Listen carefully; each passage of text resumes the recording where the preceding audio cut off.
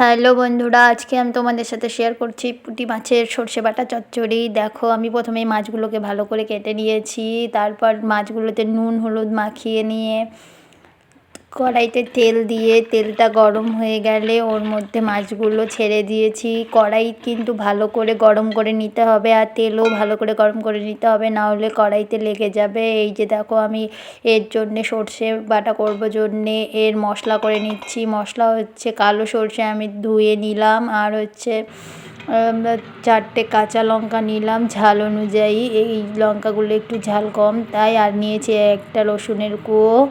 আর এরপর দেখো, আমি কড়াইতে ভালো করে তেল দিয়ে তেলটাকে ভালো করে মিশিয়ে নিয়ে গরম করে মাছগুলোকে ছেড়ে দিলাম, তাহলে মাছগুলো আর লেগে যাবে না কড়াইতে।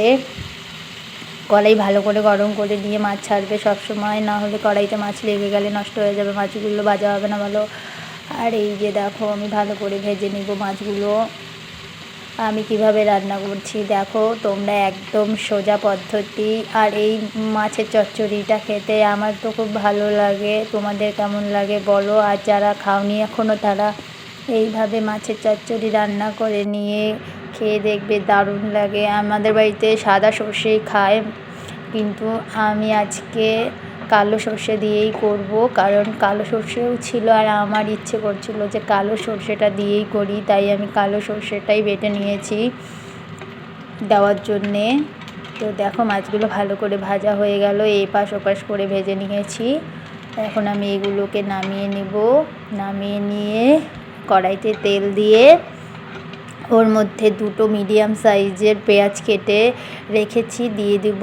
দিয়ে একটু ব্রাউন কালার হয়ে এলে পেঁয়াজটা, তার মধ্যে নুন, পরিমাণ মতো হলুদ, আর পরিমাণ মতো নুনটা দিতে হবে অবশ্যই, তোমরাও দিয়ে দিবে। দেখো, এই যে আমি কড়াইতে তেল দিয়ে দিচ্ছি।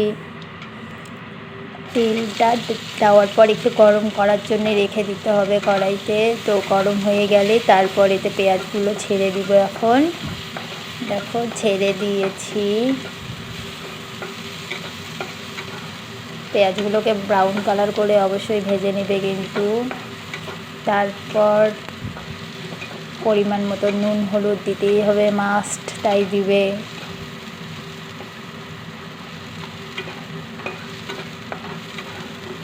দেখো, কালার অল্প অল্প চলেই এসেছে, আর একটু নাড়াচাড়া করেই দিয়ে দিতে হবে। আমি যেইভাবে রান্না করছি সেটা দেখো, দেখে তোমরাও এইভাবে রান্না করে খেয়ে দেখো, দারুণ টেস্ট হয়। তো আমি নুন দিয়ে দিলাম পরিমাণ মতো, আর দিয়ে দিব পরিমাণ মতো হলুদ। 1 চামচের মতো হলুদ দিলেই হয়ে যাবে, বেশি হলুদ দেওয়া যাবে না। তারপর হলুদটাকে ভালো করে ভেজে নিতে হবে। কেন বলো তো, হলুদটা ভালো করে না ভেজে নিলে হলুদের কাঁচা গন্ধটা থেকে যাবে, তখন তো আর রান্নাটা খেতে ভালো লাগবে না। তাই আমি হলুদটাকে ভালো করে ভেজে নিচ্ছি। তারপর ভেজে নেওয়া হয়ে গেলেই তার মধ্যে সর্ষে বাটাটা আমি দিয়ে দিচ্ছি। দেখো কীভাবে দিচ্ছি, নিচেরগুলো দিচ্ছি না কিন্তু, আমি নিচে সর্ষের যে চোচাগুলো থাকে ওইগুলো ওর নিচে পড়ে থাকে।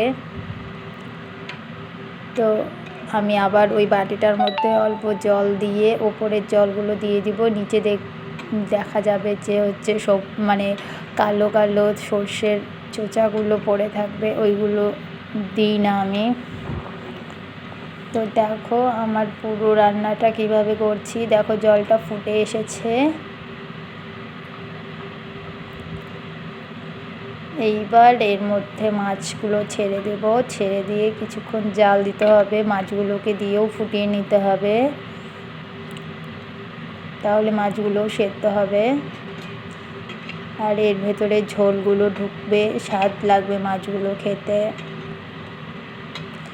তা মাছগুলো দিয়ে দিলাম, এখন ভালো করে মিশিয়ে নেব মশলাটার সাথে, পুরো নাড়িয়ে দিতে হবে। তারপর যখন এই ঝোলটা শুকনো শুকনো হয়ে আসবে তারপর নামিয়ে নিতে হবে। তোমরা এইভাবেও নামিয়ে নিতে পারো, আর না হলে একদম শুকনো করেই নামিয়ে নিতে পারো, দুটোই ভালো লাগে খেতে। এই যে দেখো, আমার পুরো ঝোলটা শুকিয়ে গিয়েছে, এখন মানে গায়ে লেগে লেগে গেছে মশলাটা, এটাই ভালো লাগবে খেতে ডালের সাথে। তো আমি ডাল করিনি, যদিও আমি করেছি বেগুন ভাজা, শাক ভাজা আর এই মাছের চচ্চড়ি। এখন আমি এটা দিয়ে খেয়ে নেব। মায়ের জ্বর,